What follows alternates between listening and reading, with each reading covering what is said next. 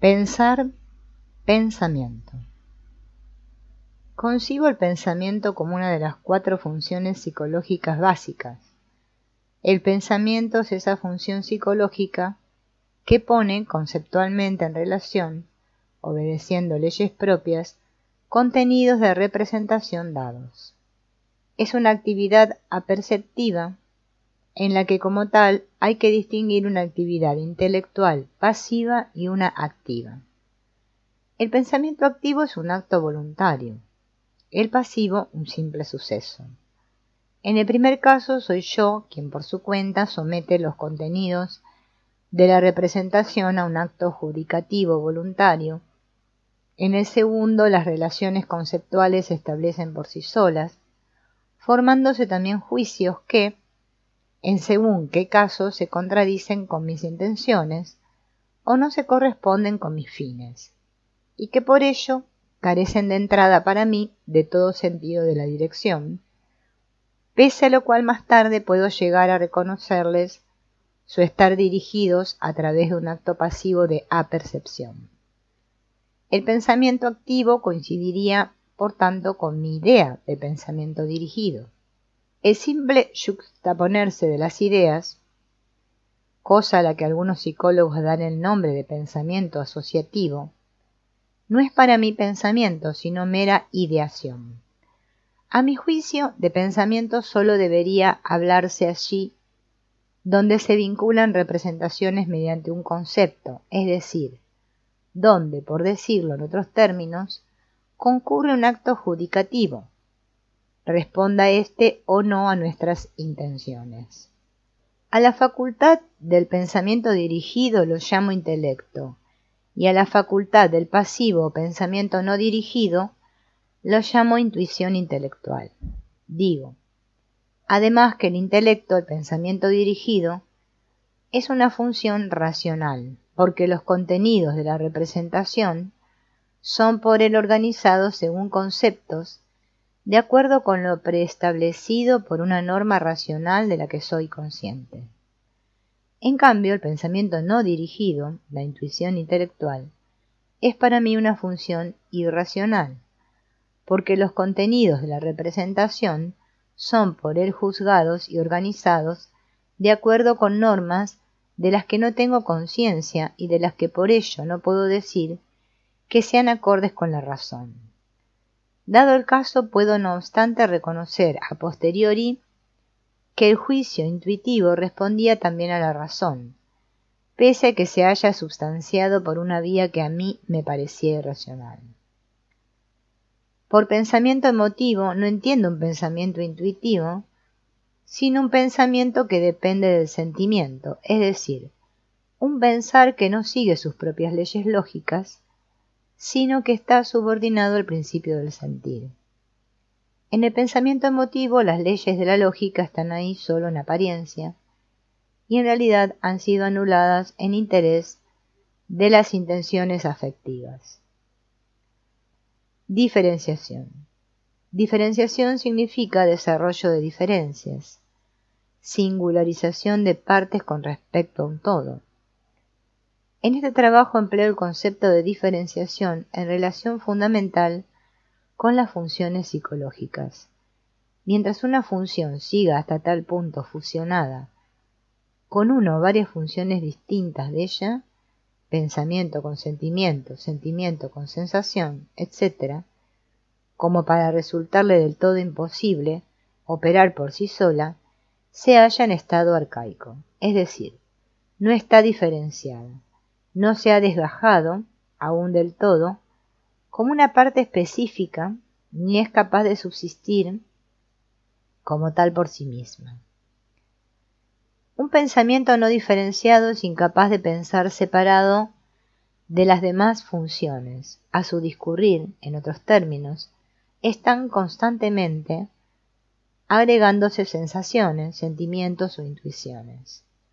Y un sentimiento no diferenciado está mezclado, por ejemplo, con sentimientos y fantasías, como sucede, por ejemplo, en la sexualización freudiana de sentimientos e ideas en la neurosis.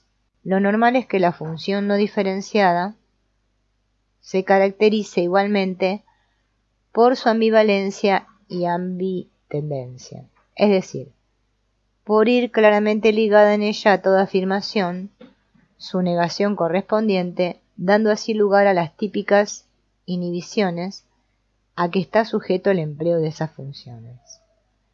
La función no diferenciada presenta funciones, aún en sus mismas partes componentes. Una facultad sensorial no diferenciada, por ejemplo, se ve estorbada por la confusión en ella de las distintas esferas sensoriales, y un sentimiento no diferenciado por el amalgamamiento, por ejemplo, de amor y odio. Toda función que siga siendo inconsciente en su totalidad o en su mayor parte es igualmente una función no diferenciada, todavía fusionada en sus mismas partes constituyentes y con otras funciones. La diferenciación consiste en la desagregación de la función de las demás funciones y en la desagregación de sus componentes entre sí. Sin diferenciación no es posible una dirección, porque la dirección o direccionalidad de una función se basa en el apartamiento y exclusión de lo extrínseco. La fusión con lo extrínseco hace imposible toda direccionalidad. Solo una función diferenciada puede ser orientada con una dirección. Empatía. La empatía es una introyección del objeto. Actitud. Este concepto es una adquisición relativamente reciente de la psicología. Sus creadores fueron Müller y Schumann, mientras que Kulpe define la actitud como una predisposición de los centros sensorios o motores a reaccionar a un estímulo concreto o a un impulso constante. Ebbinghaus la concibe en un sentido más amplio como un efecto del ejercicio por el que un hábito es introducido en una acción individual que se aparta de lo habitual. Nuestro empleo de la palabra sigue a Ebbinghaus. Para nosotros la actitud es una predisposición de la psique a reaccionar o actuar en una dirección determinada. El concepto de actitud reviste una importancia muy especial para la psicología de los fenómenos anímicos complejos, por sintetizar en una sola fórmula el específico hecho psicológico de que ciertos estímulos tengan efectos muy intensos en ciertas ocasiones y muy poco o ningún efecto en otras. Tener actitud significa estar preparado para algo concreto, incluso ese algo sea inconsciente, porque tener actitud equivale a estar a priori dirigido hacia una cosa concreta, téngase o no una representación consciente de ella. Este estar preparado que consigo yo, que es la actitud, consiste siempre en la presencia de una cierta constelación subjetiva, de una cierta combinación de factores o contenidos psíquicos que o bien imprimen a la conducta esta o aquella dirección determinadas, o bien perciben un estímulo externo de esta o aquella otra determinada manera. Sin la actitud no es posible una apercepción activa. La actitud cuenta siempre con un punto de referencia, que puede ser consciente o inconsciente, porque una combinación ya constelada de contenidos nunca puede dejar de destacar, en el acto en que se percibe de un nuevo contenido, esos atributos o elementos que parecen formar parte del contenido subjetivo, teniendo por ello lugar una selección o un juicio que excluye lo que no formaría parte de él. ¿Qué forma y qué no forma parte del contenido lo decide la combinación o constelación de contenidos ya formada? Si el punto de referencia de la actitud es consciente o inconsciente, es cosa que no reviste importancia para los efectos selectivos de la actitud, porque la selección está ya dada a priori con la actitud y tiene lugar por lo demás de forma automática. No obstante, resulta útil que se distinga si es consciente o no, porque con suma frecuencia las actitudes presentes son siempre dos, de las cuales una de ellas es consciente y la otra inconsciente, lo que significa que la conciencia alberga una constelación de contenidos distinta de la albergada por lo inconsciente, una dualidad de la actitud particularmente clara en el caso de la neurosis.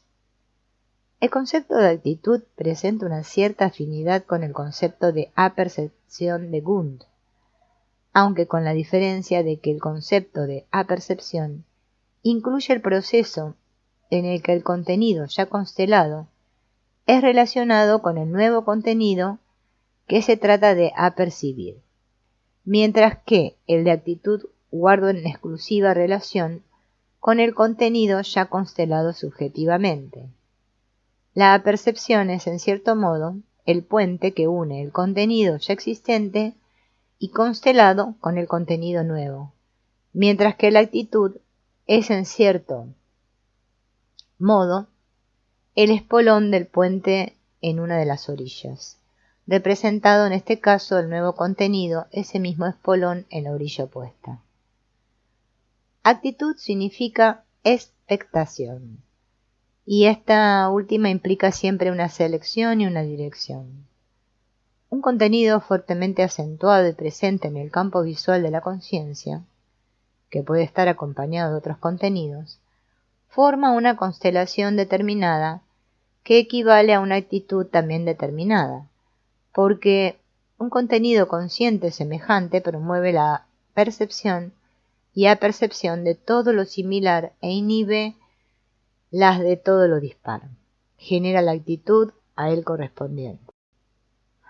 Este fenómeno, de carácter automático, es una de las principales razones que explican lo unilateral de la orientación consciente y tendría como resultado una completa pérdida del equilibrio si no existiera en la psique una función autorreguladora y compensatoria que corrigiese la actitud consciente. En este sentido, lo dual de la actitud es, pues, un fenómeno normal, que sólo se hace notar siendo causa de trastornos cuando la unilateralidad consciente llega demasiado lejos. En lo que tiene de atención ordinaria la actitud, puede ser un fenómeno parcial de importancia sólo relativa o un principio general por el que sea gobernada la totalidad de la vida psíquica, dependiendo de la disposición congénita, el influjo del entorno, la educación recibida, las experiencias vitales que hayan ido en general reuniéndose o las certezas personales. Puede haber de ordinario presente una constelación de contenidos que genere sin cesar y con frecuencia, hasta en los detalles más nimios, una determinada actitud.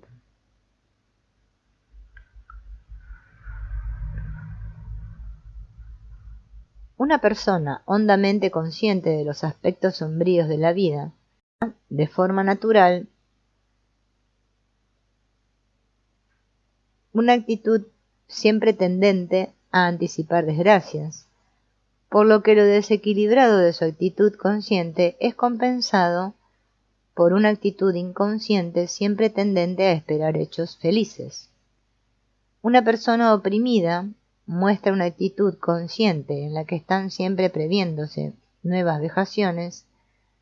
De entre todo lo que le es dado experimentar, selecciona siempre ese elemento, cuya presencia olfatea por todas partes. Su actitud inconsciente por ello aspirará a una situación de poder y superioridad. Dependiendo de cuál sea la actitud habitual, la entera psicología del individuo ve modificada su orientación aún en sus rasgos más fundamentales. Aunque las leyes generales de la psicología sean válidas para todos los individuos, no por eso tipifican la conducta de todos ellos, porque el comportamiento de unos u otros será luego del todo diferente en función de cuál sea su actitud general. Este es siempre el resultado de todos los factores capaces de ejercer un influjo esencial sobre la psique y, por tanto, de la disposición congénita, la educación, la influencia del entorno, las experiencias vitales, las certezas y convicciones conquistadas, por diferenciación, las ideas colectivas, etc. De no ser por la importancia absolutamente fundamental que reviste la actitud, habría que descartar la existencia de una psicología individual. Pero la actitud general es causa de tan enormes desplazamientos de fuerzas y modificaciones en la relación de las diversas funciones entre sí, que como consecuencia de ello se suscitan efectos globales que muy a menudo ponen en cuestión la validez de las leyes psicológicas generales. Aunque en cierto nivel de actividad sexual pueda, por ejemplo, parecer indispensable por motivos fisiológicos y psicológicos, hay individuos capaces de abstenerse en gran medida de la misma sin sufrir menoscabo por ello, es decir, sin que por dicho motivo quepa demostrar en su caso la presencia de consecuencias patológicas, ni de limitación alguna de sus capacidades, mientras que en otros casos basta con nada más que leves trastornos en este campo para que se adviertan secuelas más que considerables de muy hondo calado. Cuán enormes son las diferencias individuales es cosa que tal vez venga a aclararla mejor que ninguna otra la cuestión de los placeres y displaceres. Aquí no hay prácticamente regla alguna que valga. ¿Qué no hay, en última instancia, que no sea para el hombre a veces motivo de agrado y a veces motivo de desagrado? Cualquier instinto y cualquier función pueden subordinarse a las demás y colaborar con ellas. El instinto de yo o de poder pueden poner a la sexualidad a su servicio, o ésta abusar del yo en su beneficio. El pensamiento puede cubrirlo todo, y el sentimiento engullir pensamiento y sensación, siempre dependiendo de cuál sea la actitud. En rigor, la actitud es un fenómeno individual que se sustrae al prisma de observación científico. Pero en la práctica es posible distinguir tipos de actitud determinados en la medida en que cabe también distinguir ciertas funciones psíquicas. Cuando una función predomina de forma habitual, ello da lugar a una actitud típica. Dependiendo de cuál sea la naturaleza de la función diferenciada, las constelaciones de contenidos resultantes generan una correspondiente actitud. Se da, sí, de esta manera, una actitud típicamente intelectual, sentimental, sensorial e intuitiva. Aparte de estos tipos de actitud puramente psicológicos, cuyo número podría tal vez incrementarse, hay también tipos sociales, es decir, tipos en los que imprime su sello una idea colectiva, caracterizados por los diferentes ismos. Estas actitudes, colectivamente condicionadas, son en todo caso muy importantes, hasta el punto de que en ciertos casos su importancia es incluso mayor que la de las actitudes puramente individuales. Sensación. La sensación es, a mi modo de ver, una de las funciones psicológicas básicas. Wundt la cuenta asimismo entre los fenómenos psíquicos elementales. La sensación o el hecho de tener una sensación es esa función psicológica que comunica un estímulo físico a la percepción. La sensación es por ello idéntica a la percepción. A la sensación ha de diferenciársela rigurosamente del sentimiento, al ser este un proceso completamente distinto de ella, que por ejemplo puede asociarse a la sensación en forma de tono afectivo. La sensación no solo guarda relación con los estímulos físicos externos, sino también con los internos, es decir, con las alteraciones de los órganos internos. Primariamente la sensación es por ello sensación sensorial, es decir, una percepción mediada por los órganos de los sentidos y la somestesia.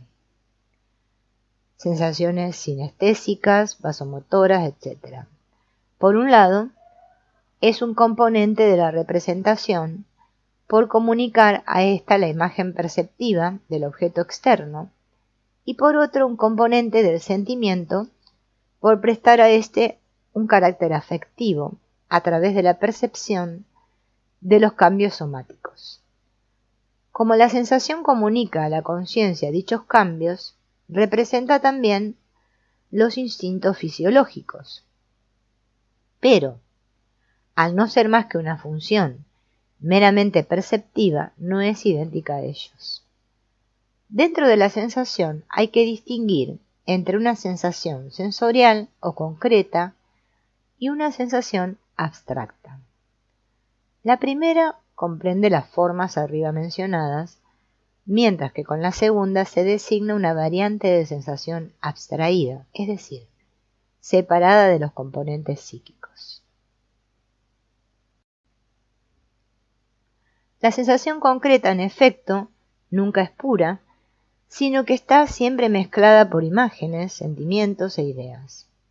En cambio, la sensación abstracta representa una variante diferenciada de percepción a la que cabría llamar estética, en la medida en que, siguiendo su propio principio, se segrega tanto de toda contaminación con las diferencias del objeto percibido, como de toda contaminación con los sentimientos e ideas subjetivos, alcanzando así un grado de pureza que la sensación concreta jamás posee. La sensación concreta de una flor, por ejemplo, no sólo comunica la percepción de la flor misma, sino también de su tallo, sus hojas, su ubicación, etc. Se mezcla asimismo de inmediato con los sentimientos de agrado o desagrado suscitados por su aspecto o con los aromas simultáneamente percibidos, o aún con ideas como por ejemplo la de su clasificación botánica. La sensación abstracta, por el contrario, destaca inmediatamente la nota sensorial más sobresaliente de la flor, la luminosidad rojiza de su colorido, por ejemplo, convirtiéndola en el único o en el principal contenido de la conciencia, que de este modo queda singularizado con respecto a todas las contaminaciones que pueda insinuar. La sensación abstracta es sobre todo característica de los artistas. Como toda abstracción, es un producto de la diferenciación funcional y por tanto un fenómeno siempre derivado. La forma funcional original es siempre concreta, es decir, está siempre mezclada. La sensación concreta es como tal un fenómeno reactivo. La sensación abstracta, por el contrario, nunca está privada, como cualquier otra abstracción de la voluntad, es decir, del componente de la dirección. La voluntad guiada por la abstracción de la sensación es la expresión y ejercicio de la actitud sensorial estética. La sensación posee una gran intensidad en el niño y el primitivo, ya que predomina siempre sobre el pensamiento y el sentimiento, aunque no forzosamente sobre la intuición. Debido a ello, concibo la sensación como una percepción consciente y la intuición como una percepción inconsciente. Sensación e intuición constituyen para mí un par de opuestos o dos funciones que se compensan mutuamente como pensamiento y sentimiento. Como funciones autónomas, pensamiento y sentimiento se desarrollan tanto ontogenética como filogenéticamente a partir de la sensación, y como es natural, a partir también de la intuición, en tanto que forzoso contrapunto de la sensación. Una persona cuya entera actitud está orientada por el principio de la sensación pertenece al tipo sensorial. Al ser un fenómeno elemental, la sensación constituye en definitiva un dato a priori que, a diferencia de pensamiento y sentimiento, no está sujeto a las leyes de la razón. Considero por ello que la sensación es una función irracional, a pesar de que al entendimiento le resulte posible captar, en relaciones racionales, un elevado número de sensaciones. Las sensaciones ordinarias son relativas, es decir, la estimación que se les otorga responde en su caso a lo intenso del estímulo físico. Las sensaciones patológicas, por el contrario, no son relativas, es decir, o son anormalmente débiles o anormalmente intensas. En el primer caso están inhibidas y en el segundo exageradas. La inhibición obedece al predominio de una función distinta y la exageración a una anormal fusión con otra función, como por ejemplo una función sentimental o intelectual todavía indiferenciadas. La exageración del estímulo se desvanece, por tanto, en cuanto la función fusionada con la sensación se ha diferenciado lo suficiente de ella como para independizarse. Los ejemplos más elocuentes de este fenómeno se encuentran en la psicología de la neurosis, donde es muy frecuente que se dé una fuerte sexualización, Freud, de otras funciones, es decir, una fusión de las sensaciones sexuales con otras funciones. Enantiodromía significa corrimiento a lo contrario. Con este concepto se designa en la filosofía de Heráclito la alternancia de los opuestos en el sucederse de las cosas, es decir, la idea de que todo cuanto existe se transforma en su opuesto. Lo vivo se vuelve muerte, la muerte vida, el joven se vuelve viejo y el viejo joven, el despierto se duerme y el dormido despierta, el torrente de la generación y la corrupción nunca se detienen. En efecto, construcción y destrucción y construcción, no solamente son la norma que abarca todos los ciclos de la vida natural, desde el más pequeño al más grande de ellos, sino que aún el mismo universo retornará también un día al fuego originario del que surgió. Un doble proceso que se sucede y volverá una y otra vez a sucederse en plazos bien medidos, sin importar los vastos que sean los periodos de tiempo por estos comprendidos. Tal sería la enantiodromía de Heráclito, en palabras de reputados intérpretes de su pensamiento. El mismo Heráclito dejó escritas numerosas sentencias que confieren expresión a esta idea. También la naturaleza aspira al opuesto y de ello, y no de lo idéntico, produce la armonía. Cuando nacen se disponen a vivir y padecer por ello la muerte. Para las almas es muerte convertirse en agua, y para el agua es muerte hacerse tierra. De la tierra nace el agua, y del agua el alma.